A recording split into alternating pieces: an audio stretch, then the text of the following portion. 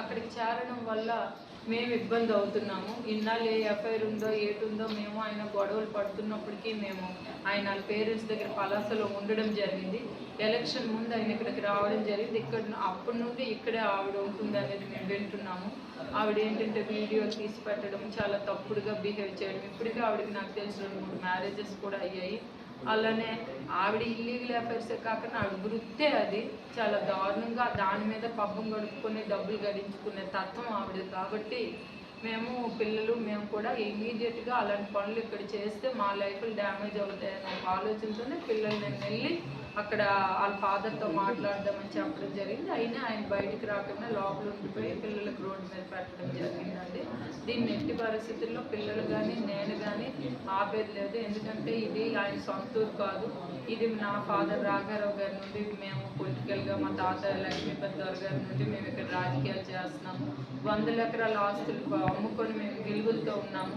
మా లాంటి ఫ్యామిలీలోని ఇలాంటి డ్యామేజ్ జరిగితే నా పిల్లల భవిష్యత్తు పోదు. కాబట్టి ఎట్టి పరిస్థితుల్లో దీనికి ఒక ఎండ్ పాయింట్ వచ్చినంత వరకు మాత్రం మేము ఆగేది లేదండి.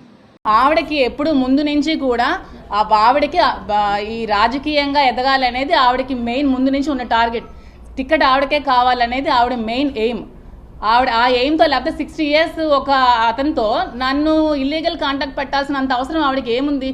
ఆవిడకి వాళ్ళ హస్బెండ్కి పిల్లలకి ఏమైనా ఉంటే హస్బెండ్ వాళ్ళు పిల్లలు తేల్చుకోవాలి. నన్ను మధ్యలో లాక్కూడదు. ఇది నా పర్సనల్ లైఫ్, ఇది నా ఇష్టం. ఎవరు నా క్వశ్చన్ చేసే రైట్ కూడా లేదు. నాకు కూడా నా రైట్స్ అనేవి కొన్ని ఉంటాయి. ఆవిడ టికెట్ జగన్మోహన్ రెడ్డి దగ్గరికి వెళ్ళి నాకు నా హస్బెండ్ అక్కర్లేదు, నాకు టికెటే కావాలి, నేను సూసైడ్ చేసుకుంటాను, తనకు నేను డైవర్స్ ఇచ్చేస్తాను, నాకు టికెటే కావాలని చెప్పినప్పుడు శ్రీను గారే ఆవిడతో ఎందుకని విభేదాలు ఎందుకని ఆవిడకి టికెట్ అనౌన్స్ చేశారు.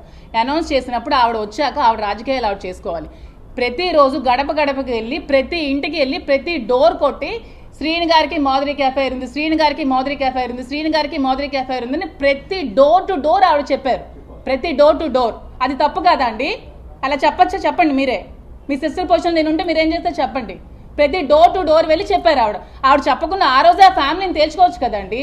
మీరు రండి మా ఇంటికి మాట్లాడుకుందాం అని చెప్పి ఆ రోజు హస్బెండ్ని పిలవచ్చు కదండి. 2 years బిఫోరే. టికెట్ అడగకుండానే మీరు ఆమెతో మాట్లాడద్దండి, నాతో ఉండండి, మనం కలిసి ఉందాం, మీరు టికెట్ చేయండి అని హస్బెండ్ సపోర్ట్ చేయొచ్చు కదండి. టికెట్ కోసం నువ్వు హస్బెండ్ వద్దనుకుని నువ్వు టికెట్ కోసం వెళ్ళి నా లైఫ్ని రోడ్డు పెట్టి అతని లైఫ్ని రోడ్డుని పెట్టేసి ఇప్పుడు వచ్చి నువ్వు ప్రెస్ మీట్లు పెట్టేసి ఇప్పుడు వచ్చి నువ్వు దొంగ ఏడుపులు ఏడిస్తే నా లైఫ్కి ఎవరండి రెస్పాన్సిబుల్? చెప్పండి మీరందరూ. నేను ఇది క్వశ్చన్ చేయడానికి వచ్చాను.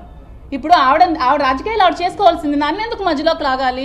వాళ్ళ ఫ్యామిలీ ఇష్యూ, వాళ్ళ వైఫ్ అండ్ హస్బెండ్ వాళ్ళు చూసుకోవాలి, వాళ్ళ పిల్లలతో వాళ్ళు చూసుకోవాలి. నన్ను ఎందుకు మధ్యలోకి లాగాలి? నా లైఫ్కి ఎవరు రెస్పాన్సిబుల్ చెప్పండి. మరి ఇప్పుడు నేను శ్రీను గారిని ట్రాప్ చేయడం కాదు, ఈవిడ నన్ను ట్రాప్ చేసి నన్ను ఒక పావులాగా వాడుకొని ఆవిడ టికెట్ పొందడానికి నన్ను యూజ్ చేసుకుంది ఆవిడ. నేను ఎవరిని ట్రాప్ చేయలేదు. ఏంటి రాజకీయాల్లోకి వస్తే ఎవరైనా రాజకీయాల్లోకి వస్తారండి. మొన్న ఎలక్షన్లో ఫస్ట్ ట్రిప్ నిలిచిన వాళ్ళు కూడా గెలిచారండి. అదంతా లక్ అండి. రాజకీయం మా చిన్నప్పటి నుంచి ఉంది. రాజకీయం చేయాలంటే ప్రతి ఒక్కరు రాజకీయాలు చేయగలరండి. దాంట్లో ఏముంది? పూర్వం నుంచి మాకు వచ్చింది. ఇవన్నీ ఎందుకండి కబుర్లు?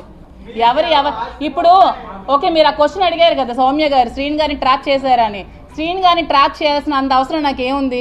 మార్నింగ్ ప్రెస్ మీట్లో వాణి గారే చెప్పారు, ఫైనాన్షియల్ క్రైసిస్లో మేము ఉన్నాము, శ్రీను గారు ఒక షర్టు బనియంతో వచ్చారు, అతనికి ఏమీ లేదు అని చెప్పారు. మరి ఏమీ లేనప్పుడు, అతని దగ్గర రూపాయి కూడా లేనప్పుడు అతన్ని ట్రాప్ చేయాల్సిన అవసరం నాకు ఏముంది? ఒక 60 years అతన్ని ఏమీ లేని అతన్ని ట్రాప్ చేయాల్సిన అవసరం ఏముంది? ఫైనాన్షియల్గా మేము వెల్ సెటిల్డ్, మా ఫాదర్ గారు వెల్ సెటిల్డ్, మా హస్బెండ్కి ఒక 10 to 15 lakhs శాలరీ వచ్చేది, మా మాయ గారు వెల్ సెటిల్డ్. సో ట్రాప్ చేయాల్సిన అవసరం నాకు ఏముందండి? సౌమ్య గారు చెప్పండి. టెక్కలి కాన్స్టిట్యూషన్లో ఉన్న ప్రజలందరికీ కూడా వాణి ఎలాంటి ఆవిడ ప్రతి ఒక్కరికి తెలుసు. ఇప్పుడు శ్రీను గారు స్టేట్లో జస్ట్ ఒక 30,000 ఓట్ల మెజారిటీతోనే ఓడిపోయారు. అంటే ఆల్మోస్ట్ 70,000 ఓట్స్ అతనికి పోలయ్యాయి. అంటే 70,000 మంది కూడా అతను మంచోడని నమ్మే కదా ఓట్లేసారు అతనికి. అంటే 70,000 people are supporting Duvvada Srinivas. అంటే అతను తప్పు చేయలేదనే కదా అర్థం.